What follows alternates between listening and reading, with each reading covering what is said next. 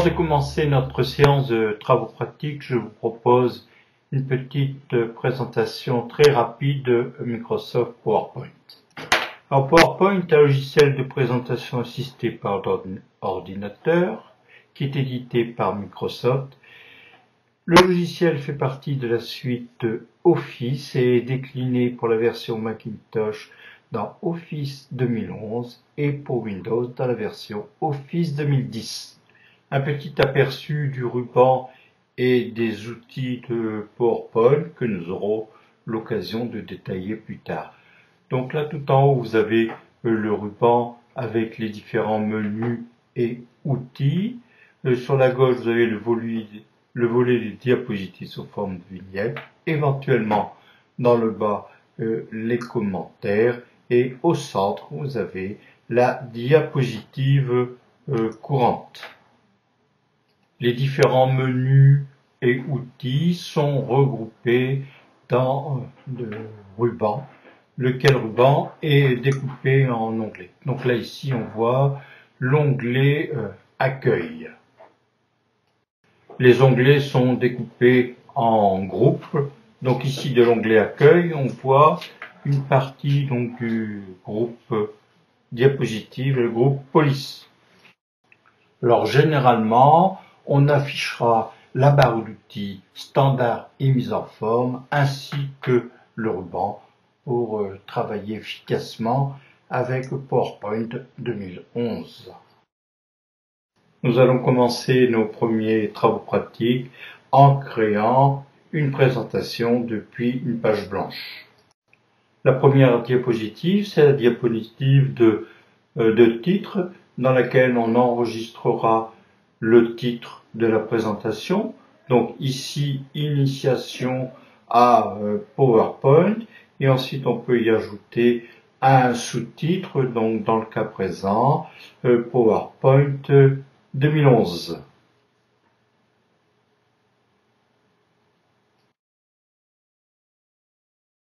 Après cette première diapositive de titre, nous allons maintenant ajouter une diapositive courante. Donc là, c'est une diapositive qui contient un titre et le texte. Donc la première chose, on va taper le texte du titre.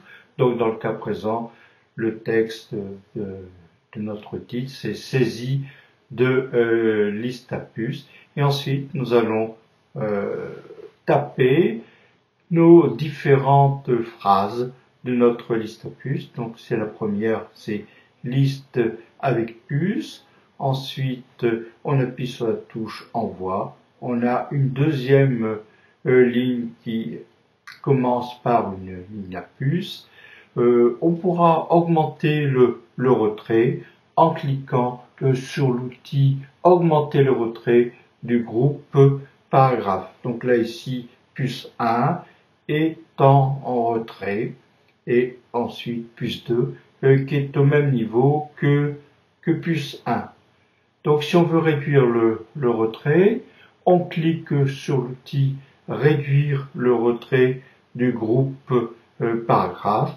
Donc là on a fait un petit retour en arrière et là le deuxième titre c'est insertion d'image. Donc là aussi dans l'insertion d'image, on fait une augmentation du retrait pour décaler un peu nos différentes phrases sur la droite. Donc c'est depuis un fichier et depuis la bibliothèque images clipart. Là maintenant je veux aller ajuster un peu la zone où il y a le titre de la diapositive en tirant un peu sur les côtés où il y a les poignées pour ajuster au mieux la zone de titre. Maintenant je vais procéder au recadrage du rectangle qui contient le texte de la diapositive. Donc là, je l'ai déplacé un peu vers le haut. Alors comme vous le feriez dans le logiciel tel que Word, vous pourrez changer donc la couleur de la police, la taille de la police, ainsi que la police. Donc là ici c'est une police Calibri que je vais remplacer par la police Verdana. Je vais maintenant aller réduire la taille de la police, la mettre à 32 au lieu de 40. Et voilà notre toute première diapositive qui a été créée.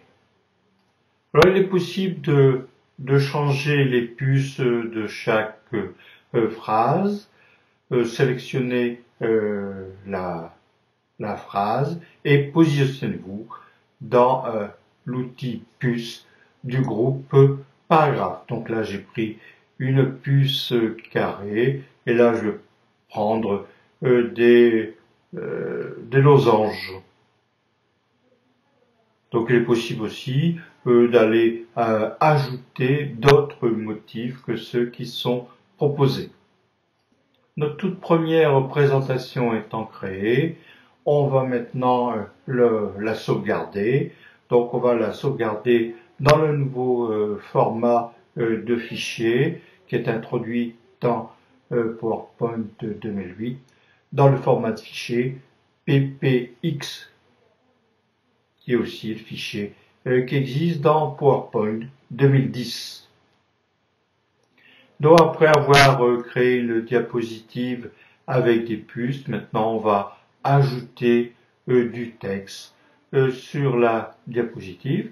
Donc on va dans l'outil insérer texte, on va taper le texte voulu et on peut orienter le texte, changer la taille de la police, changer la couleur comme on le ferait avec tout texte. Donc là, je vais faire une petite rotation de notre premier texte qu'on a appelé texte 1. On peut même le déplacer. Là, ici, j'ai créé une deuxième zone texte 2 qui est en couleur. Vous voyez, je m'amuse ici à le faire tourner. Donc là, maintenant, on va quand même le stabiliser. Donc on peut maintenant donc le déplacer. Notre première diapositive avec texte ayant été créée, on peut quand même l'agrémenter de quelques images, soit depuis le navigateur d'images, soit depuis la bibliothèque de clipart. Donc pour faciliter la capture d'écran, bon, je vais positionner ma fenêtre média sur la gauche. Et là, je vais aller prendre un petit lapin que je vais glisser dans ma diapositive. Donc le lapin, je vais aller le réduire depuis une poignée. Maintenant, je vais aller prendre un petit chat que je vais mettre là aussi en le glissant dans la diapositive. Et là aussi, je vais réduire le chat, le placer là où je pense qu'il est bien de le mettre. Là maintenant, je vais aller chercher une autre image. Donc là, on fait un petit parcours de notre bibliothèque de clipart. Là, si je rechange encore ma fenêtre, là, si je vais aller chercher donc un cultivateur avec sa fourche. Je vous propose de créer maintenant une nouvelle liste à puces que nous allons animer. Donc là, on va refaire la ressaisie du texte avec le titre et les différentes phrases de présentation de PowerPoint 2011 et 2010. Alors si on procède maintenant à l'affichage en mode diaporama de la diapositive, on s'aperçoit que tout le texte est fixe.